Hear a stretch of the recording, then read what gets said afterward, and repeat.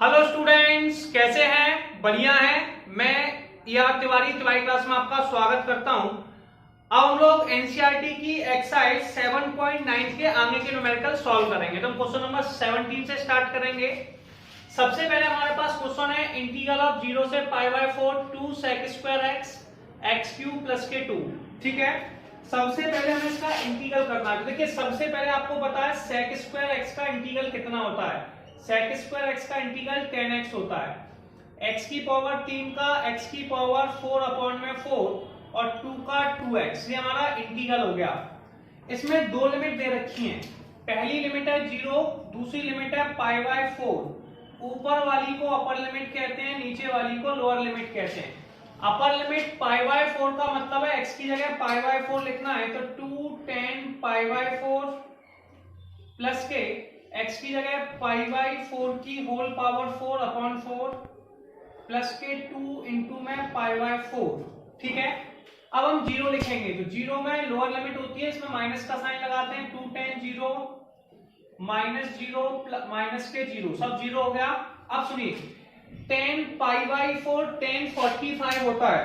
10 45 की वैल्यू 1 होती है। 2 इंटू में 1 प्लस के पाई हो गया, पाई की पावर 4 अपॉन 4 की पावर 4। ये नीचे आ गया अपॉन में 4, 2 से कट गया तो ये आ गया π/2। 2 से 4 काट दिया, ये आपका आ गया π/2। 4 चौक 16, 16 16 256, 256 का 4 में करेंगे तो 1024 आ गया। तो 2 पाई की पावर 4 अपॉन में 1024 1024 प्लस के π/2, और ये क्वेश्चन हमारा कंप्लीट हो गया। अब हम सबने फॉर्मूला पढ़ रखा था, इसको सॉल्व करने से पहले मैं तो फॉर्मूला याद दिलाता हूं। ठीक है, हम सबने पढ़ा है cos स्क्वायर x माइनस के साइन स्क्वायर x बराबर होता है cos 2x। कितना होता है? cos 2x। ठीक है, ऐसे ही बेटा cos स्क्वायर x/2 माइनस के साइन स्क्वायर x/2 बराबर हमारा हो जाएगा cos x। कितना हो जाएगा? cos x। क्लियर है? ये आपके पास सबसे पहला कॉन्सेप्ट हो गया। ठीक है, अब हम इसके आगे कैसे सॉल्व करेंगे इसका बात करते हैं। इसमें से माइनस का साइन कॉमन ले लेंगे। जैसे ही माइनस का कॉमन लिया, इंटीग्रल ऑफ 0 से π, माइनस कॉमन लेने पे ये आ जाएगा cos स्क्वायर x/2 माइनस के साइन स्क्वायर x/2 dx। ठीक है, जैसा मैंने भी आपको फॉर्मूले में समझाया, cos स्क्वायर x माइनस के साइन स्क्वायर x, ये फॉर्मूला होता है cos x का। तो माइनस का कॉमन लेने से क्या होगा? जैसे ही कॉमन लेते हैं, जो वैल्यू प्लस की है वो माइनस की हो जाती है, और जो माइनस की है वो प्लस की हो जाती है। तो माइनस के, अब इसको हम लिखेंगे cos स्क्वायर माइनस के साइन स्क्वायर x। ये हमारा फॉर्मूला हो गया cos x का। किसका हो गया? cos x का। cos x का इंटीग्रल कितना होता है? sin x। कितना होता है? sin x।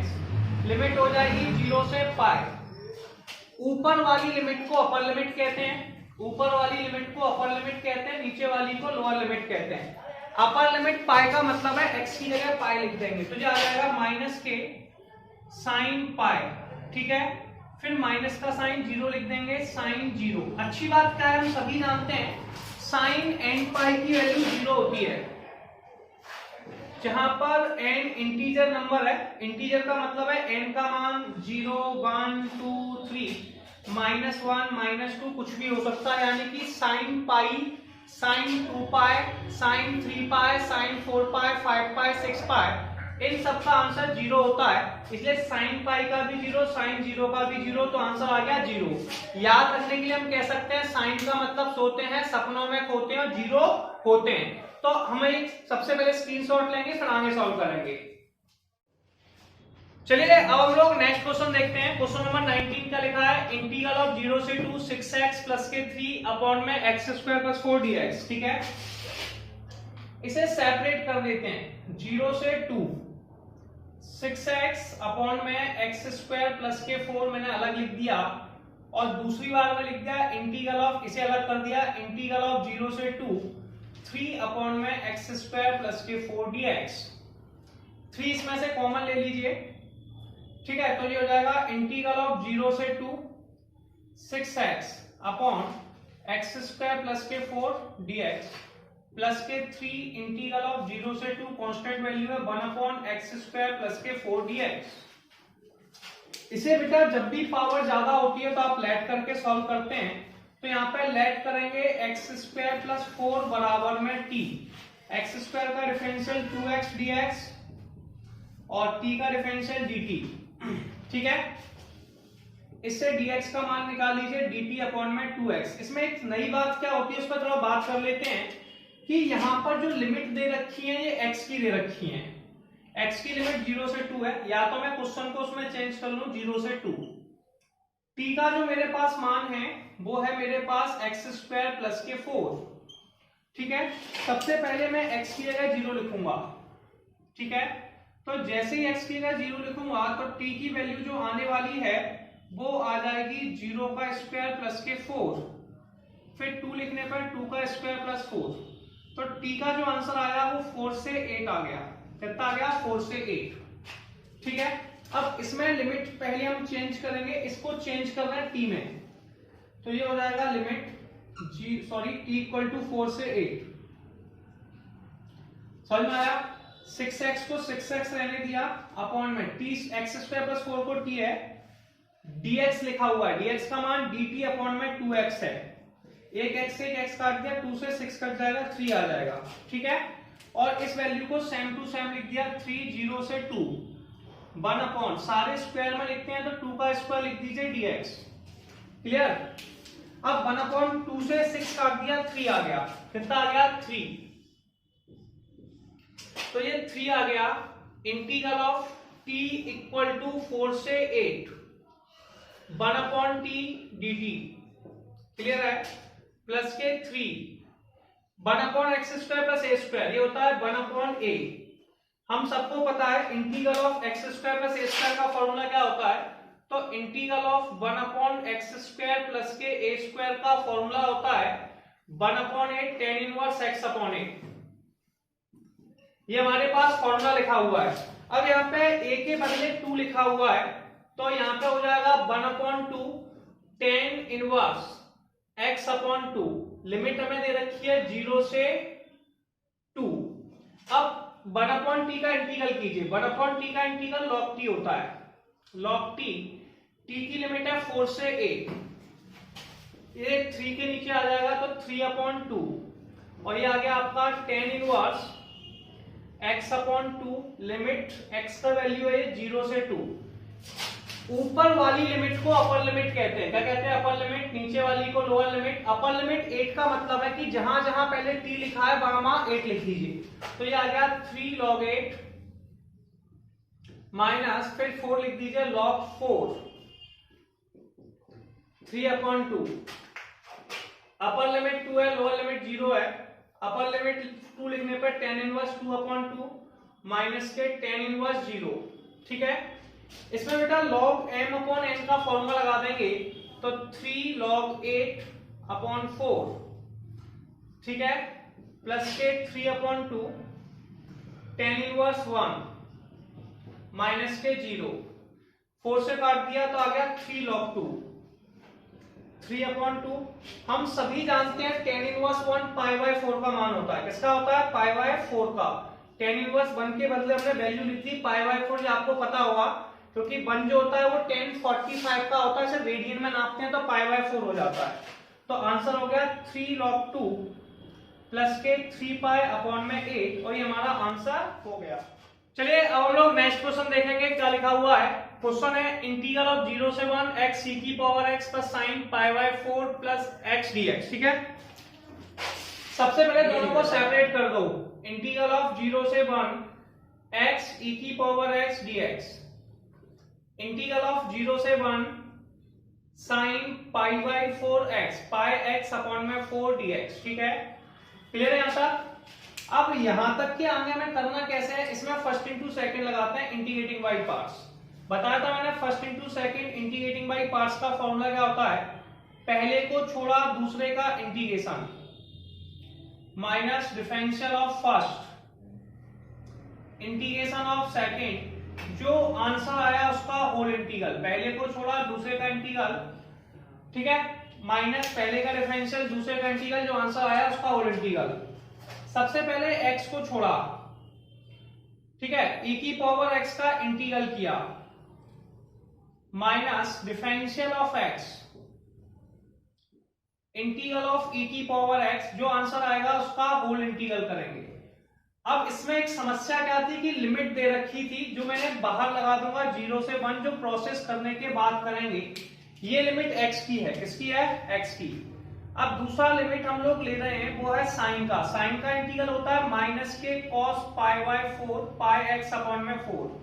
और मैंने आपको उसकी ट्रिक भी समझाई है कई बार, जो वैल्यू x के साथ मल्टीप्लाई में है उसका डिवाइड दे दो। तो x के साथ कांस्टेंट वैल्यू है पाई बाय 4, तो पाई बाय 4 का डिवाइड दे दो 0 से 1। इसे मैंने आपको कई बार पढ़ाया भी है इंटीग्रल ऑफ साइन ax के नाम से। तब मैंने बताया था साइन का इंटीग्रल होता है माइनस के cos ax, ठीक है। x के साथ मल्टीप्लाई में कौन है, इसका डिवाइड दे दो तो अपॉन में a। इसको थोड़ा सा इंटीग्रेट करेंगे, x e की पावर x का इंटीग्रल e की पावर x ही होगा, minus differential of x, x का डिफरेंशियल 1, e की पावर x का इंटीग्रल e की पावर x। लिमिट है हमारे पास 0 से 1, ठीक है। अब नीचे वाले 4 को ऊपर ले गए तो ये आ गया 4 अपॉन पाई, माइनस के 4 अपॉन पाई cos पाई x अपॉन में 4। यहां पर भी लिमिट है 0 से 1। पहले अब इसका इंटीग्रल कर लीजिए, x e की पावर x माइनस e की पावर x, लिमिट है 0 से 1, ठीक है। माइनस के 4 अपॉन पाई बाहर लिख दिया, पहले अपर लिमिट 1 लिखेंगे, तो 1 लिखने पे आ गया cos पाई बाई 4, फिर माइनस का साइन, लोअर लिमिट 0 लिखेंगे तो आ जाएगा cos 0, ठीक है। इसमें भी अपर लिमिट पहले 1 लिखेंगे, तो 1 लिखने पे आ जाएगा आप लोगों का 1 e की पावर 1, फिर इसमें भी लिखेंगे e की पावर 1, ठीक है। फिर 0 लिखने पे फिर माइनस का साइन, लोअर लिमिट 0 लिखेंगे, 0 लिखने पे 0 माइनस e की पावर 0, माइनस के 4 upon pi, cos pi by 4 का मान होता है 1 अपॉन रूट 2, cos 0 का आंसर होता है 1, ठीक है। ये दोनों कट गए, इससे कट गया, ये बचा e की पावर 0, e की पावर 0 का आंसर 1, 4 अपॉन पाई। आप चाहें तो इसका रूट ले सकते हैं, चाहे तो इसका मल्टीप्लाई कर सकते हैं। तो अब अपने ऊपर डिपेंड करता है कि हमें करना कैसे है। 1 माइनस के रूट 2 अपॉन रूट 2 भी लिख सकते हैं, चाहिए तो 4 अपॉन पाई का मल्टीप्लाई दोनों वैल्यू में कर सकते हैं, ठीक है। या फिर हम ऐसे भी नहीं करना है तो हमें एक ऑप्शन और होता है कि 4 अपॉन पाई का मल्टीप्लाई दोनों वैल्यू में कर दीजिए, ठीक है। माइनस माइनस प्लस हो गया, तो आपने यहाँ पे लिख लिया माइनस माइनस प्लस 1, ठीक है। दूसरी वैल्यू है माइनस के 4 अपॉन पाई का पहले में कर दिया, तो ये आ गया माइनस के 4 अपॉन पाई रूट 2, दूसरे में किया तो प्लस के 4 अपॉन पाई, रूट 2 से 4 काट दिया तो ये आ गया 2 रूट 2 अपॉन में पाई प्लस के 4 अपॉन में पाई, और ये हमारे क्वेश्चन का आंसर हो गया। रूट 2 से 4 कटेगा, 2 रूट 2 आ जाएगा। अब हम लोग नेक्स्ट क्वेश्चन देखेंगे क्या लिखा हुआ है। अगला क्वेश्चन है क्वेश्चन नंबर 21। इंटीग्रल लिमिट दे रखी है 1 से लेके root 3 dx 1 upon 1 plus x square. तो हम सबको पता है integral 1 upon 1 plus x square किसका होता है, tan इनवर्स x का इंटीग्रल होता है। लिमिट हमें दे रखी है 1 से रूट 3, ऊपर वाली को अपर लिमिट कहते हैं, नीचे वाली को लोअर लिमिट। तो सबसे पहले अपर लिमिट रूट 3 लिखेंगे, तो ये हो जाएगा tan इनवर्स रूट 3 माइनस, फिर लोअर लिमिट 1 लिखेंगे तो ये हो जाएगा tan इनवर्स 1।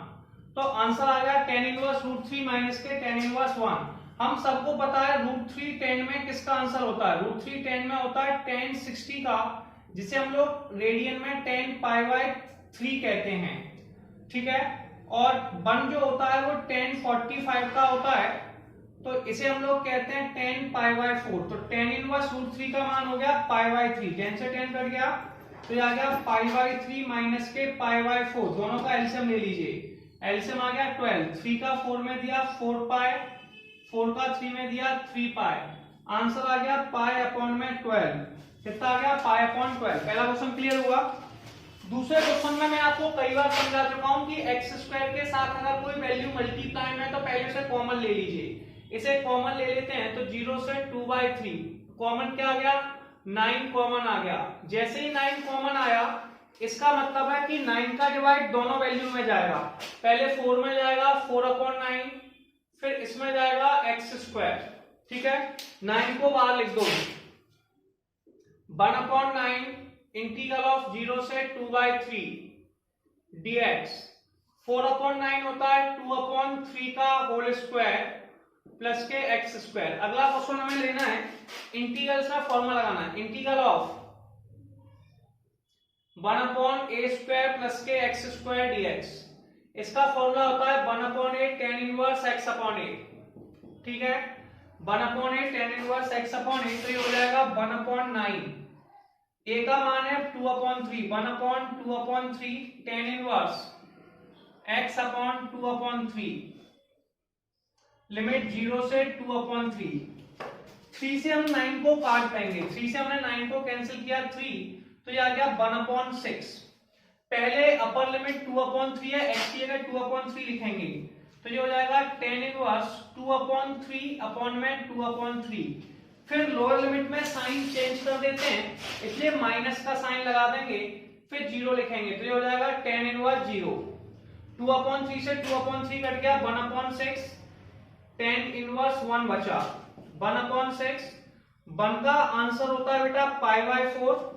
आप चाहो तो 10 से वो प्रॉपर्टी लगा दी इनवर्स की, tan इनवर्स 10 कट गया, 1/6 इंटू में π/4, आंसर आ गया π/24। इस तरीके से एक्सरसाइज हमारी कंप्लीट होती है। अब हम मिलेंगे नेक्स्ट वीडियो में और अगली एक्सरसाइज को कंप्लीट करेंगे।